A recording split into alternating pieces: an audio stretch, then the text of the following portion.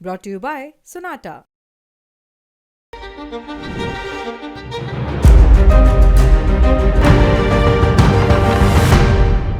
अमेरिकी राष्ट्रपति Donald Trump ने यूरोपीय यूनियन माने ईयू से इंपोर्ट होने वाले सामानों पर 50% टैरिफ लगाने की धमकी दी है।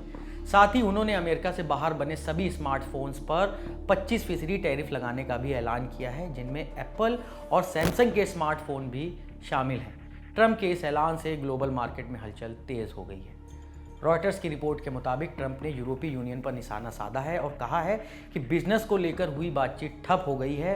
उन्होंने यूरोपीय यूनियन पर अनुचित व्यवहार करने का भी आरोप लगाया है और जोर देकर कहा है कि यूरोप में अमेरिकी सामानों पर बैन लगाया गया है। उन्होंने ये भी कहा है कि उनके साथ हमारी चर्चा किसी नतीजे पर नहीं पहुंच रही है। इसके बाद शुक्रवार 23 मई को ओवल ऑफिस के अंदर डोनाल्ड ट्रंप ने पत्रकारों से कहा कि यूरोपीय यूनियन ने अमेरिका के साथ बुरा व्यवहार किया और अमेरिका को यूरोपीय संघ में कारें बेचने से बैन कर दिया। उन्होंने ये भी कहा कि मैंने बस इतना कहा कि अब समय आ गया है कि हम खेल को उसी तरह खेलें जिस तरह से मैं खेल खेलना जानता हूँ।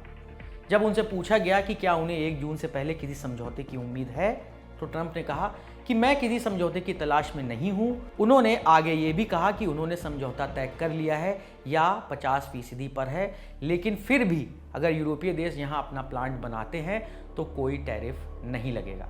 ट्रंप ने एप्पल को भी चेतावनी दी है कि उसे आईफोन का उत्पादन घरेलू स्तर पर ही करना होगा, वरना उसे नए टैरिफ का सामना करना पड़ेगा।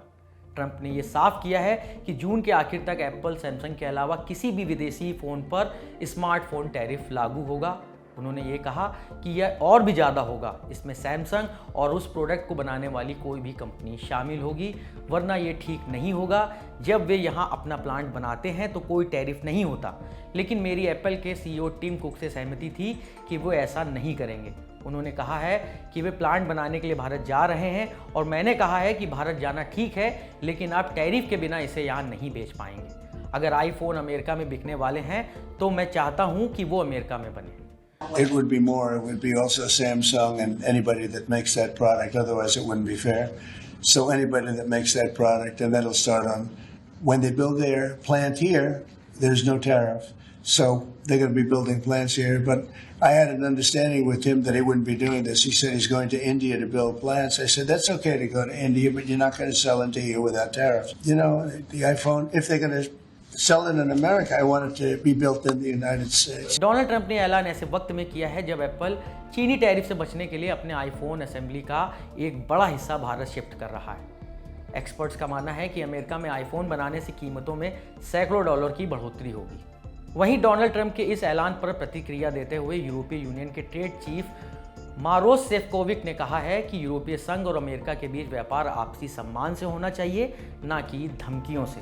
साथ ही उन्होंने शांति की भी अपील की है। जबकि डच प्रधानमंत्री डिक स्कोफ ने यूरोपीय संघ की रणनीति का समर्थन करते हुए कहा है कि टैरिफ की धमकियां पहले भी अमेरिकी बातचीत की रणनीति का हिस्सा रही हैं। इन सबके बीच GTRI माने ग्लोबल ट्रेड रिसर्च इनिशिएटिव की रिपोर्ट भी आई है।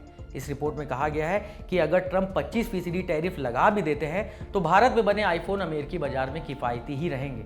GTRI की रिपोर्ट बताती है कि भारत में बने आईफोन्स पर अगर 25% टैरिफ लगा भी दिया जाए तो प्रोडक्शन कॉस्ट अमेरिका में बने आईफोन से कम ही होगी। GTRI की रिपोर्ट के मुताबिक भारत में मैन्युफैक्चरिंग किफायती रहेगी, भले इन फोन्स पर ड्यूटी लगा दी जाए। इसके लिए रिपोर्ट में आईफोन की वैल्यू चेन का ब्रेकडाउन भी किया गया है। $1000 वाले आईफोन में एप्पल का मार्जिन सबसे ज़्यादा होता है, कंपनी को इससे $450 मिलते हैं। GTRI की रिपोर्ट कहती है कि चीन और भारत भले ही आईफोन मैन्युफैक्चरिंग में बड़े प्लेयर्स हों, लेकिन प्रत्येक यूनिट पर उनकी कमाई लगभग $30 की होती है। यानी एक आईफोन की कुल कीमत का सिर्फ 3% हिस्सा ही भारत और चीन को मिलता है। और इसी आधार पर रिपोर्ट में बताया गया है कि भारत में बनने वाले आईफोन्स पर टैरिफ लगा भी दिया जाए तो भी ये किफ़ायती होगा।